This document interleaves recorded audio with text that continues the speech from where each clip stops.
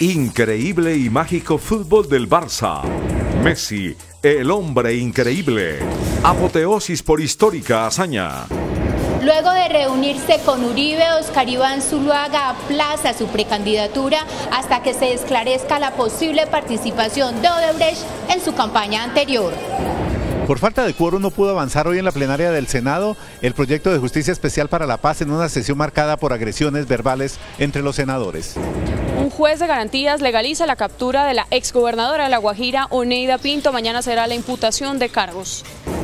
Redada contra la corrupción en Sucre, 33 personas fueron capturadas, entre ellas 5 exfuncionarios relacionados con el posible cartel de falsos enfermos mentales.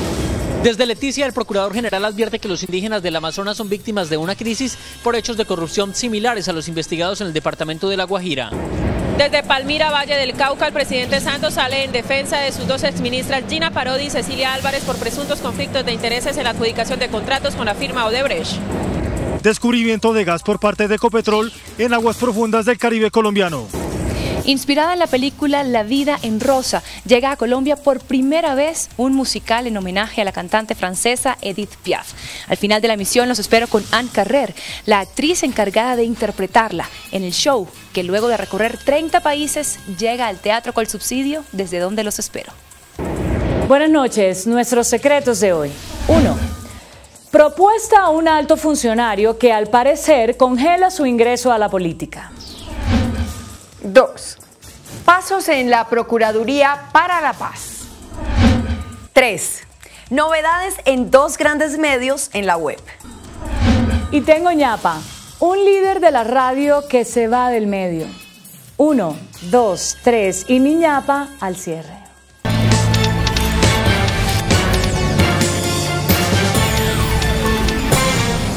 El exministro Óscar Iván Zuluaga anunció que aplazará su precandidatura presidencial hasta que se esclarezcan las dudas sobre la posible participación de Odebrecht en su campaña de 2014. En la finca de residencia del expresidente Álvaro Uribe Vélez en Río Negro, Antioquia, hoy se realizó la reunión con su ex candidato a la presidencia de la República, Óscar Iván Zuluaga. Al término de la reunión, a través de un comunicado, Zuluaga manifestó su deseo de aplazar su precandidatura a la presidencia hasta limpiar su nombre de cualquier posible participación de Odebrecht en su campaña anterior. Aplazar mi precandidatura presidencial. El ex candidato del Centro Democrático expresó que su campaña fue limpia. Estoy a disposición de las autoridades competentes. Finalmente dijo Zuluaga que seguirá trabajando por la unidad del Centro Democrático. Agrios enfrentamientos entre senadores, el gobierno y el uribismo, de los uribistas con Claudia López y los voceros de las FARC, marcaron la plenaria del Senado, que por falta de quórum no pudo continuar esta noche el trámite del proyecto de acto legislativo para crear la Justicia Especial para la Paz. Primero fue una avalancha de 22 impedimentos, lo que mantuvo bloqueada por varias horas en el Senado la discusión del articulado del proyecto que contiene la estructura de la Jurisdicción Especial de Paz. Después fueron los enfrentamientos que se iniciaron cuando el ministro del Interior acusó a la bancada uribista de promover un bloqueo al proyecto porque los uribistas, según él, se extienden en la discusión y se retiran de la votación. O participan en las discusiones y votaciones o no participan, lo cual es legítimo. Flaco favor le hace al país el señor ministro del Interior de endilgarle la responsabilidad del fracaso de este esperpento. Y los señores del Centro Democrático, muy disciplinados para venir al salón social a almorzar por cuenta del gobierno, pero no a ejercer la labor de senadores para los que se hicieron elegir. No es con alaridos ni con gritos como se gana la argumentación. Aquí tenemos, perdón, bueno, me está usted amenazando, senador. Lo que yo no le permito es al otro vocero de la FARC que nos diga a nosotros que hemos usado motosierras. Bueno, a mí me lo comprueba. Respete, sinvergüenza. Sí. Esta sesión, que fue calificada como vergonzosa por Juan Manuel Galán, terminó sin quórum decisorio y fue convocada para continuar el próximo lunes. Estados Unidos no reducirá su ayuda económica a Colombia para la guerra contra las drogas ilícitas. Así lo aseguró esta noche el ministro de Defensa, Luis Carlos Villegas, quien acompañó al representante de los Estados Unidos para el combate al narcotráfico, William Brownfield, en un recorrido por zonas del suroccidente del país afectadas por cultivos ilícitos. El ex embajador de los Estados Unidos en Bogotá, William Bromfield, ahora delegado de su país para el combate al narcotráfico, fue recibido hoy por el presidente Santos y luego viajó a las zonas cocaleras del suroccidente del país para conocer las estrategias del gobierno colombiano en la erradicación de los cultivos ilícitos. El país va a ver cifras de incremento de cultivos ilícitos, pero al mismo tiempo está viendo, como lo están viendo los Estados Unidos y la comunidad internacional, planes absolutamente concretos de ataque, no solo a ese eslabón, sino a todos los demás. Según el ministro de Defensa, la ayuda económica de los Estados Unidos se mantendrá. Más bien en mantener relativamente los montos adicionales que vienen desde la administración Obama. El ministro de Defensa dijo que no discutió con el representante estadounidense el tema de la aspersión aérea a los cultivos de coca. Un juez en Bogotá legalizó la captura de la exgobernadora de La Guajira, Oneida Pinto, señalada de posibles actos de corrupción en un millonario contrato para reducir la mortalidad infantil en Albania. La Fiscalía señaló que el convenio fue subcontratado. Según la Fiscalía, el contrato por el que fue capturada la exmandataria departamental es uno para mitigar la mortandad infantil en el departamento de La Guajira, en Albania concretamente. Para este fin se habría subcontratado a unas personas que no cumplían con los requisitos, con la idoneidad, entre ellos albañiles. El fiscal general denunció que buscaban un fin político. Se encuentran albañiles, mecánicos, técnicos en sistemas, es decir, personas con capacidad de votar en dicho municipio. El jefe del ente acusador dijo que la investigación estableció que los dos convenios se designaron a 10 coordinadores que subcontrataron aproximadamente a 1.600 personas. A su llegada al búnker de la Fiscalía, donde fue sometida a exámenes médicos, la exgobernadora se defendió. Es el resultado de una persecución política, así lo miro yo, más por ser mujer, por ser indígena y por ser guajira. La exgobernadora Oneida Pinto se declarará inocente mañana cuando la Fiscalía realice la imputación de cargos. En una redada contra la corrupción, el CTI de la Fiscalía hizo efectivas 33 capturas en Sucre. 5 de los detenidos son señalados de conformar un cartel de enfermos mentales que logró una defraudación cercana a los 5.000 millones de pesos. Entre los capturados, 5 habrían pagado 5.000 millones de pesos a través de la Secretaría de Salud de Sucre a las IPS, Clínica Nuevos Amaneceres y la Fundación Nuevo Ser. Habrían conformado un cartel de falsos enfermos. Se estableció que a todos los pacientes se les ordenaba exactamente el mismo tratamiento, los mismos medicamentos y se registraba la misma evolución para todos. Los galenos que figuraban en los documentos en poder de la Fiscalía negaron vínculo contractual con las IPS. El Procurador General de la Nación, Fernando Carrillo, se reunió con mujeres indígenas del departamento del Amazonas y recibió denuncias sobre múltiples irregularidades en la distribución de los recursos públicos.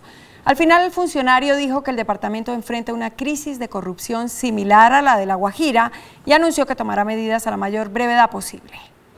Durante más de 3 horas, mujeres indígenas del Amazonas le expusieron al procurador Fernando Carrillo denuncias sobre irregularidades en el programa de alimentación escolar, servicios de salud y educación primaria. La plata por lo general se queda entre los contratistas, entre las instituciones, entre las asociaciones y a la comunidad llegan únicamente los sobrados.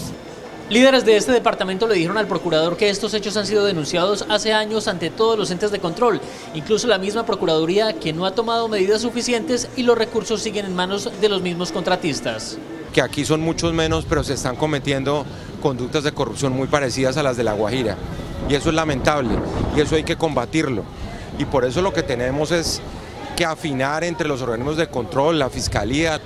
El procurador se comprometió con la comunidad a darle prioridad a las denuncias que más los están afectando. La nutrición de los niños, con la salud.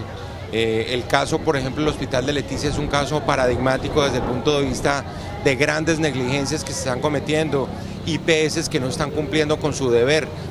También dijo que no está de acuerdo con la propuesta de crear una jurisdicción especial para juzgar la corrupción, sino en aplicar con severidad las normas que ya existen. Desde Palmira, en el Valle del Cauca, el presidente Juan Manuel Santos salió en defensa de las exministras Gina Parodi y Cecilia Álvarez. Aseguró que las acusaciones que las vinculan con el escándalo de Odebrecht son injustas y temerarias. Al inaugurar la nueva terminal internacional del aeropuerto en Palmira, Valle del Cauca, el presidente Santos salió en defensa de sus 2 exministras, Gina Parodi y Cecilia Álvarez, quienes han sido acusadas de conflicto de intereses en la adjudicación de contratos de infraestructura con la firma Odebrecht. Ahí acusaron a 2 de mis ministras de conflicto de intereses, una acusación totalmente temeraria e injusta.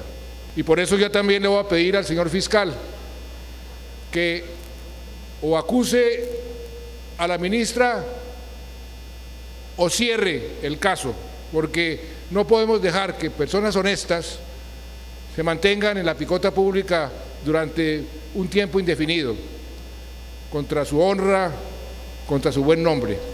El presidente Santos también le pidió al Contralor General investigar si hay detrimento patrimonial o no. Yo le voy a pedir y le he pedido al señor Contralor General de la República que envíe un equipo especial y que compruebe hasta el último detalle si ha habido algún tipo de detrimento patrimonial para el Estado en ese otro sí.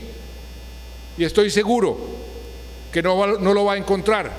El jefe de Estado insistió que va a defender el buen nombre de su gobierno. La Corte Suprema de Justicia solicitó al Congreso información sobre el ministro del Interior, Juan Fernando Cristo. El alto tribunal hizo la petición tras recibir una denuncia que fue presentada en su contra por el escándalo de Odebrecht. El Congreso deberá acreditar su calidad de aforado, así como el tiempo en el que se desempeñó como senador de la República. Esto con el fin de poder establecer si la Corte es competente para adelantar una eventual investigación preliminar contra el ministro del Interior, Juan Fernando Cristo. La petición se hizo dentro del estudio de una denuncia presentada en contra de él para que se determine si intervino en los procesos de contratación que realizó la empresa Odebrecht con varias entidades del Estado. Al respecto, el ministro se pronunció a través de un comunicado de prensa en el que afirmó que jamás ha sostenido una conversación con algún miembro de esa compañía o del gobierno sobre proyectos de infraestructura. Pidió a la Corte, a la Fiscalía y a la Agencia Nacional de Infraestructura que aclare lo que llamó él un vergonzoso episodio de corrupción. Y por su parte, Corfi Colombiana, quien participaba en el proyecto de la Ruta del Sol 2, negó haber hecho pagos a Odebrecht y aseguró que por el contrario están indignados ante estos hechos de corrupción. Corfi Colombiana, que con su subsidiaria Episol participó en la Ruta del Sol 2, manifestó a través de un comunicado que no realizó pagos ilícitos a funcionarios o intermediarios de Odebrecht. También aclaró que ni Corfi Colombiana ni ninguna subordinada participó como accionista en proyecto diferente a Ruta del Sol, en donde Odebrecht también tenía participación directa o indirecta. Asimismo, citan que las juntas directivas de Corfi Colombiana y Episol nunca estuvieron al tanto ni participaron en los actos de corrupción que se dieron entre Odebrecht y algunos servidores públicos en torno al contrato. Corfi Colombiana aseguró que desde que se enteró de las irregularidades de Odebrecht ha ofrecido todo el apoyo al gobierno nacional. El senador Jorge Enrique Robledo presentó hoy nuevos documentos para insistir en que, en su opinión, el fiscal general Néstor Humberto Martínez estaría impedido para actuar en las investigaciones penales por los escándalos de Odebrecht y Navelena. El fiscal respondió a los señalamientos.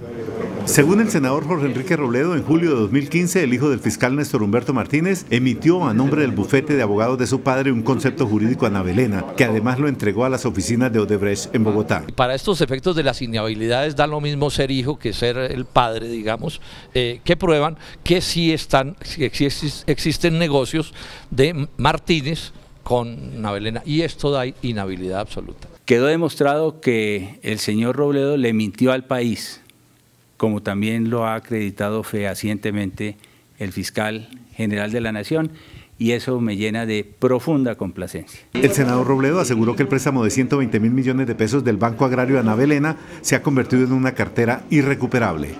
La Agencia de Naciones Unidas para los Refugiados prendió las alarmas por el aumento de desplazamiento forzado en el Pacífico colombiano.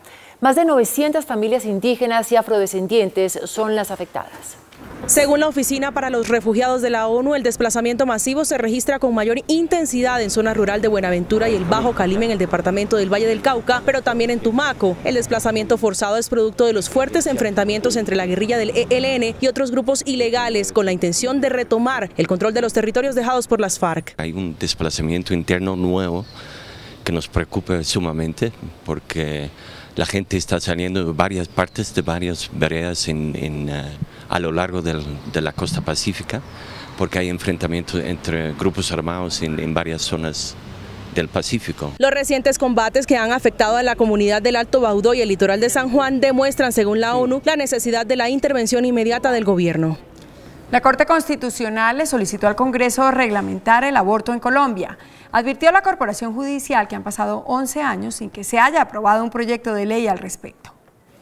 Un nuevo llamado de atención hizo la Corte Constitucional al Congreso por la demora que ha tenido en regular el tema del aborto en Colombia. Explicó que en 2006 profirió el fallo en el que se despenalizó en 3 causales el aborto y en dicha sentencia se solicitó al legislativo regular ese tema en condiciones de igualdad y de seguridad. Sin embargo, pese a que en el Congreso han sido radicados varios proyectos de ley para regular la interrupción voluntaria del embarazo, ninguno ha completado su trámite. Al respecto, el asesor científico de Profamilia afirmó que es importante que se legisle sobre este tema. ¿Y qué es lo que hacen muchas veces al poner estas barreras? Empujar las mujeres a la clandestinidad. Si no lo pude hacer a través de mi EPS, buscaré por fuera del sistema a alguien que me pueda prestar el servicio y muchas veces son víctimas de abortos inseguros. La Corte advierte que durante la última década aumentó el número de tutelas presentadas por mujeres que buscan la interrupción voluntaria de su embarazo. Con marchas y con foros sobre la violencia de género y con un homenaje del presidente Juan Manuel Santos, se celebró el Día Internacional de la Mujer en todo el país. En la capital, la lluvia no fue impedimento para que muchas mujeres salieran a proclamar por sus derechos. Apoyando el paro internacional de las mujeres. Así la Constitución Política de Colombia diga que ante la ley hombres y mujeres son iguales, hay una desigualdad muy grande en el país. Unas optaron por marchar en silencio, otras con gritos y arengas. La lucha de los pueblos. En Manizales las mujeres fueron las protagonistas en las diferentes actividades que conmemoraron el llamado Día Internacional de los Derechos para la Construcción de Paz, en el que el trabajo denominado Mujeres del Reto de Igual a Igual, premiado por la ONU, dio inicio a las actividades. Con sus cuerpos pintados, 2 mujeres quisieron llamar la atención sobre los derechos que deben prevalecer para ellas en igualdad de condiciones. La capital boyacense fue punto de encuentro para representantes de varias organizaciones y entidades que promueven la no violencia contra la mujer. Más de 700 madres comunitarias de La Guajira se movilizaron este 8 de marzo aprovechando la celebración del Día Internacional de la Mujer para exigir la dignificación en todo sentido de su labor. Las mujeres solicitaron aumentos salariales y reconocimientos por la actividad que desarrollan.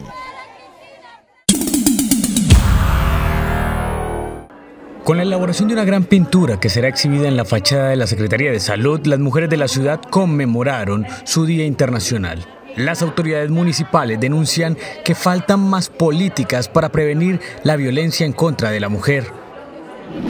Entre tanto, en el Congreso y en el marco de las celebraciones por el Día Internacional de la Mujer, en lo que podría considerarse como un hecho histórico, Judith Cimarra Herrera, o mejor conocida como Victoria Sandino, una de las jefes de las FARC, participó en el Foro Mujeres y Paz. Yo creo que es histórica la paz.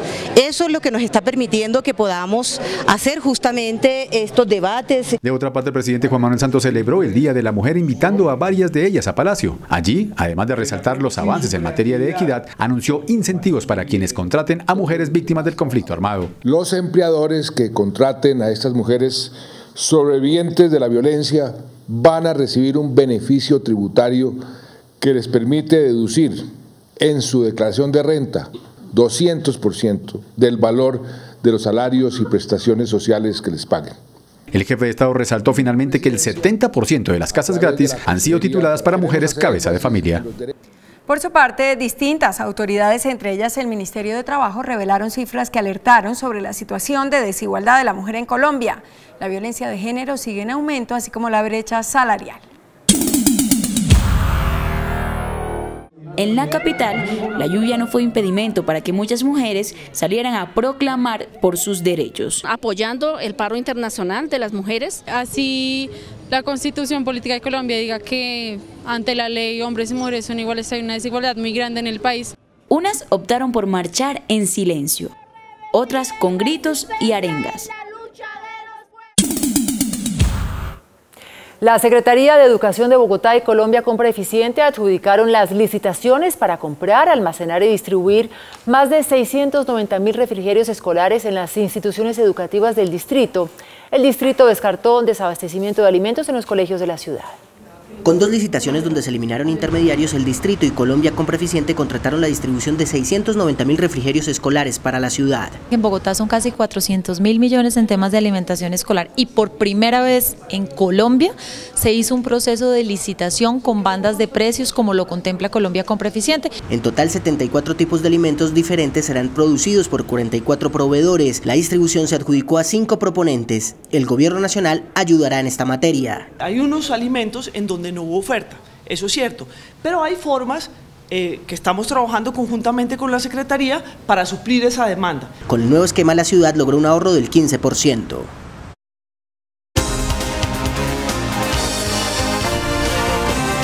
Ecopetrol anunció un nuevo hallazgo de gas en aguas profundas del Caribe colombiano. La inversión en este proyecto superó los 650 millones de dólares. Con una inversión de 650 millones de dólares, Ecopetrol anunció su tercer hallazgo de gas en las aguas profundas del Caribe colombiano. Se trata del pozo Ángel 1, con una columna de gas de 520 metros y que alcanzó una profundidad total de 4.795 metros. El mismo se encuentra en cercanías al pozo Cronos operado por Anadarko. Los dos pozos confirman el potencial de esta providencia de hidrocarburos al sur del Caribe colombiano. Cabe notar que la producción anual de gas en Colombia alcanza los 975 millones de pies cúbicos, que para 2016 registró un retroceso de 6.4%. Ecopetrol tiene una participación del 50% en el bloque, así como en los bloques Fuerte Norte y Fuerte Sur.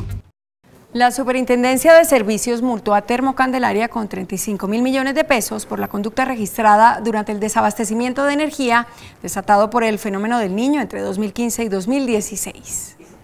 La Superintendencia de Servicios indicó que luego de que el precio de la energía en bolsa superara el precio de escasez, Termocandelaria fue llamada a cumplir con sus obligaciones de energía, las cuales había aceptado, frente a lo que la compañía se declaró indisponible. La Superintendencia de Servicios Públicos le acaba de imponer una multa por 35.000 millones de pesos a la compañía Termocandelaria. La razón estriba en que esta compañía incumplió sus obligaciones de generación durante la crisis desatada por el fenómeno del Niño. Mendoza también dijo que este comportamiento se dio pese a que la empresa había recibido una cifra millonaria por concepto de cargo de confiabilidad, con el objetivo de que cubriera a los usuarios en caso de desabastecimiento. La compañía recibió alrededor de 80.000 millones de pesos para cumplir obligaciones de energía en firme en caso de desabastecimiento energético. Finalmente, aseguró que la empresa de energía puso en riesgo el sistema eléctrico del país de manera injustificada. La ministra de Vivienda, Elsa Noguera, reveló que los desembolsos para la vivienda de interés social durante el último año alcanzaron los 1.9 billones de pesos. De acuerdo con el Departamento Administrativo Nacional de Estadística, el desembolso para el mercado de vivienda creció 33% en 2016, lo que significó pasar de 54.000 a 71.000 casas otorgadas a través del programa de interés social. En materia de recursos se tuvo una participación de 1.9 billones de pesos, superando en materia de desembolso lo registrado en los últimos 16 años. Pese a la tendencia en el tema social, lo correspondiente a la vivienda no bis, se tuvo una cifra negativa de 0,6% como consecuencia de la desaceleración de la economía colombiana que afectó la cartera hipotecaria. El índice de capitalización de la bolsa, que mide el comportamiento de las 20 principales acciones, cerró a la baja. El índice de capitalización de la Bolsa de Valores de Colombia bajó 0,62% a 1.324 puntos. La acción que más subió fue la de Cartón de Colombia, con una valorización de 5,66% a 5.600 pesos. La acción de Preferencial da Vivienda fue la que más cayó, con una pérdida de 3,63% a 29.200 pesos. La acción más transada de la jornada fue la del Grupo Argos, al movilizar más de 77.000 millones de pesos. El precio del dólar cerró al alza. Indicadores económicos del día en CMI. La tasa representativa del mercado que regirá para mañana jueves será de 2.987 pesos con 88 centavos. Los profesionales del cambio compran la divisa en 2.820 pesos y la venden en 2.870 pesos. Un euro cuesta 3.122 pesos con 70 centavos. La libra de café en Nueva York se cotizó a $1 con 41 centavos. El azúcar se transó en 18,44 centavos de dólar la libra. El barril de petróleo WTI se cotizó en $50 con 27 centavos. Una acción de Ecopetrol cuesta 1.295 pesos.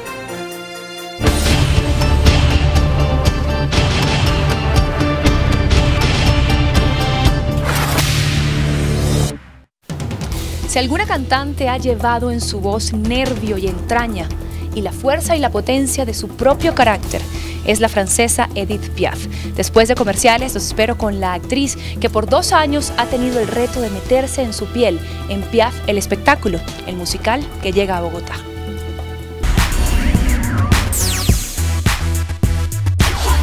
Hola, muy buenas noches. Primero que nada, a las mujeres espero que hayan tenido un muy feliz día y que se hayan afianzado en el orgullo de ser esas criaturas maravillosas, valientes, fuertes, dadoras de vida, tiernas. Y hablando precisamente de mujeres fuertes, hoy estoy en el Teatro Roberto Arias Pérez con el Subsidio, porque a partir de mañana aquí se presenta Piaf, el espectáculo, un musical en homenaje a la cantante francesa Edith Piaf.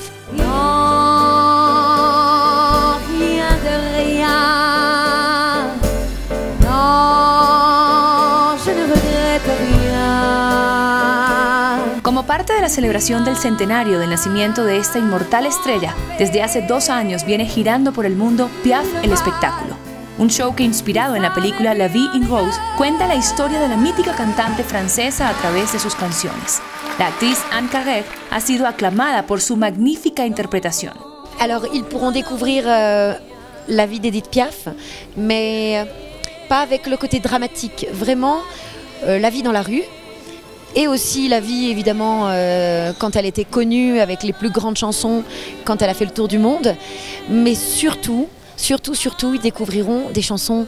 Carrère, quien descubrió las canciones de Piaf desde su temprana niñez, asegura que ha sido todo un reto meterse en la piel y en la garganta, sobre todo la garganta de Piaf. Emportés par la foule qui nous traîne, nous entraîne, écrasés l'un contre l'autre, nous ne formons qu'un seul corps. Le plus difficile, c'est d'être fidèle à moi-même, pour ne pas être dans la reproduction, dans l'imitation. Surtout, c'est ça qui est le plus difficile, c'est de ne pas imiter Edith Piaf, parce qu'Edith Piaf, elle est unique, et moi, mon rôle, c'est de chanter les chansons d'Edith Piaf avec mon cœur, avec mon âme, avec mes émotions, mon interprétation, et de servir les chansons d'Edith Piaf, et non être une caricature d'Edith Piaf. Sin embargo, la potencia de su voz asemeja a la de esta mujer que con canciones de amor y dolor conquistó al mundo. Et la terre peut bien s'écrouler, peu m'importe si tu m'aimes, je me fous du monde entier. Recordemos un poco quién fue esta gran artista. A la Mon Piaf, como se le conoció a la célebre intérprete Edith Piaf, se le atribuye la internacionalización del glamour y la sonoridad de la música francesa. Nació en París en 1915 y con tan solo 20 años se consagró como uno de los íconos culturales de su país. Tuvo casi un centenar de canciones, siendo La Vie en Rose de 1946 su gran éxito. Otros de los temas que la llevaron a ser un referente fueron Hymne à l'amour de 1950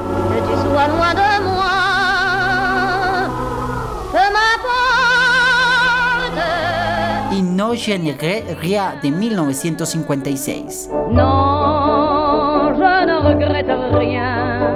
Gracias a sus presentaciones en cabarets, la sociedad conservadora de Francia comenzó a ver con otros ojos estos sitios. Durante la Primera Guerra Mundial, su música alivió el sufrimiento de miles de franceses tras la ocupación nazi, pues era una de las pocas artistas que continuó con su carrera. No solo su voz era su sello de personalidad, nunca dejó los vestidos negros que también la convirtieron en un símbolo de la moda de los años 50 y 60.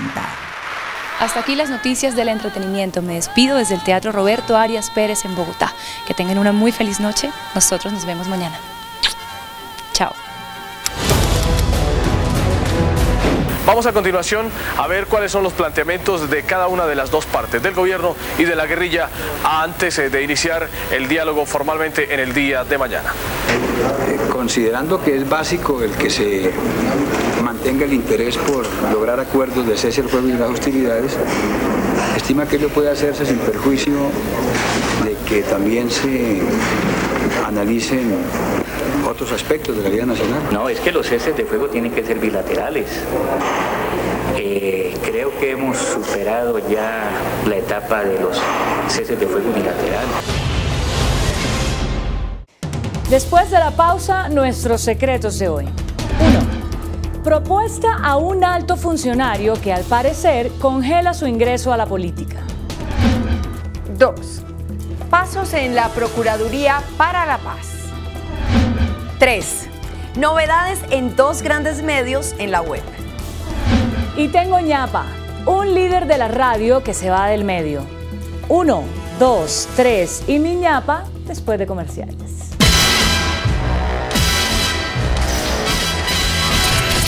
Nuestros secretos de hoy. 1. La encrucijada en el alma de Camilo Enciso. El dimitente secretario de la Transparencia de la Presidencia de la República, Camilo Enciso, seguramente pasará en vela esta noche. Luego de renunciar a su cargo para lanzarse como candidato a la Cámara de Representantes por Bogotá por el partido de la U, surgió algo inesperado. Recibió una carta nada menos que de la Escuela de Gobierno de la Universidad de Harvard, en la que le anuncian que fue admitido como alumno en la maestría de Administración Pública. Tiene hoy ante sí un camino bifurcado, el ramal de la política o del estudio. Yo lo conozco y lo veo en la academia, no en la política. Piénselo bien, Camilo. 2. Promesa cumplida del procurador Fernando Carrillo. En octubre, cuando Carrillo fue elegido como nuevo procurador, dijo que la suya sería la Procuraduría de la Paz y lo está cumpliendo. Por lo menos así lo demuestra con la designación en la nueva estructura de mando de la Procuraduría de 2 personas que participaron activamente en las negociaciones de La Habana. Una de ellas es Elena Ambrosi, quien ejerció como directora temática de la Oficina del Alto Comisionado para la Paz y que ahora se convertirá en la nueva delegada de la Procuraduría para el apoyo a las víctimas del conflicto armado y los desmovilizados. La otra es la abogada Mónica Cifuentes, quien deja su cargo como directora de la Oficina Jurídica del Comisionado para la Paz y se vinculará también a la estructura de mando de la Procuraduría. Mujeres para la Paz en la Procuraduría. 3. 2 de los medios más visitados en sus páginas web son El Tiempo y CMI. Ambos anuncian reformas. Por una parte, la versión digital del Tiempo lanza su nuevo diseño este viernes. Sus realizadores aseguran que es una propuesta con mejor impacto visual, mejor contenido en video y fotografía.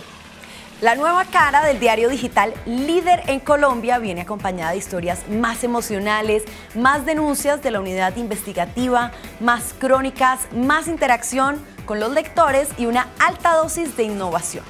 Por su parte, la web de CMI refuerza su servicio mediante la divulgación de videos en la mayoría de sus noticias. En cuanto a su diagramación, será mucho más funcional la presentación de sus imágenes. Eltiempo.com anuncia que inicia este viernes, casi simultáneamente con el reforzamiento visual de cmi.com.co. Y tengo ñapa. Se fue Ricardo Alarcón de Caracol Radio. Su retiro de la presidencia de la cadena se había producido realmente hace más de un año, pero seguía vinculado a la cadena como representante del grupo Prisa de España. Hoy la cadena anunció oficialmente su retiro y se produce en muy buenos términos. Alarcón se dedicará a sus negocios privados. Una versión sobre el supuesto retiro de Darío Arizmendi de la dirección de 6 AM fue desmentido por el propio Darío, a quien precisamente hoy los directivos de la cadena le pidieron renovar contrato por 3 años más. A mí aún no me han ofrecido renovación, pero me quiero quedar en el nuevo canal. Y María Andrea e Inés María también, ¿cierto? Cierto, Adri, a mí tampoco me han renovado, pero yo me quiero quedar. Pero como no, si este es el equipo de... Bueno, hasta aquí las noticias. Gracias y buenas noches. Nos vemos mañana, como siempre, en CMI La Noticia y los dejamos con la encuesta del programa Pregunta Yamid.